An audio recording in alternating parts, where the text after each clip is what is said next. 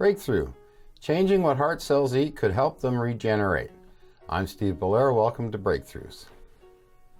Switching what the powerhouses of heart cells consume for energy could help the heart regenerate when cells die. A new study led by UT Southwestern researchers suggests. The findings published in Nature Metabolism could open whole new avenues for treating a variety of conditions in which heart muscles become damaged, including heart failure caused by viruses, toxins, high blood pressure, or heart attacks. Current pharmaceutical treatments for heart failure, including ACE inhibitors and beta blockers, center on trying to stop a vicious cycle of heart muscle loss as strain further damages remaining heart muscle, causing more cells to die, explained UT Southwestern physician and researcher Hessam Sadek. There is no existing treatment for rebuilding heart muscle. 9 years ago, Sadek and his colleagues discovered that mammalian hearts can regenerate if they're damaged in the first few days of life, spurred by the division of cardiomyocytes, the cells responsible for heart's contractile force. However, this capacity is completely lost by 7 days old, an abrupt turning point in which division of these cells dramatically slows. Subsequent research has shown that this change in regenerative capacity appears to stem, at least in part, from damaging free radicals generated by organelles known as mitochondria, which power cells.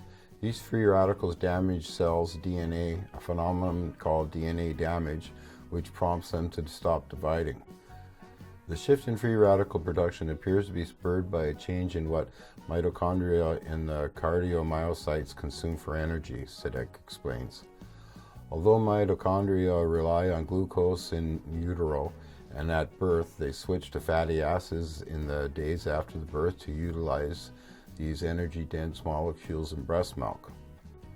Sadek and his colleagues wondered whether forcing mitochondria to continue to consume glucose might stymie DNA damage and in turn extend the window for heart cell regeneration.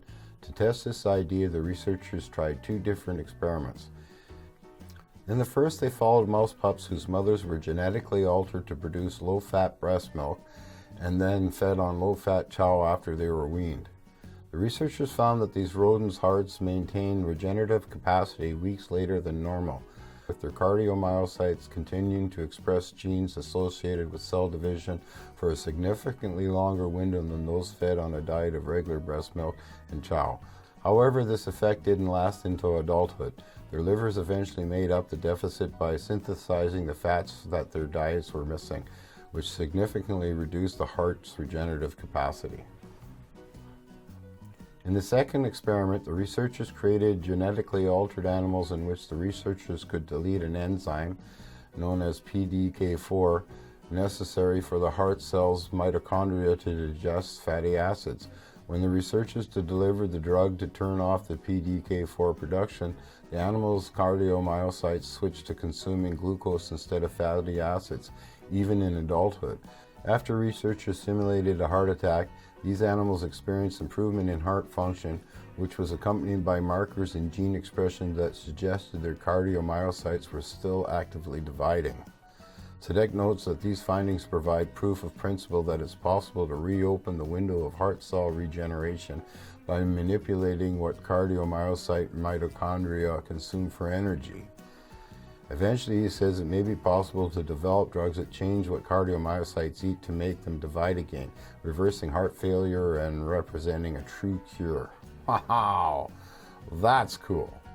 I'll leave a link in the description to the article, and as usual, please like, share, subscribe, and take care.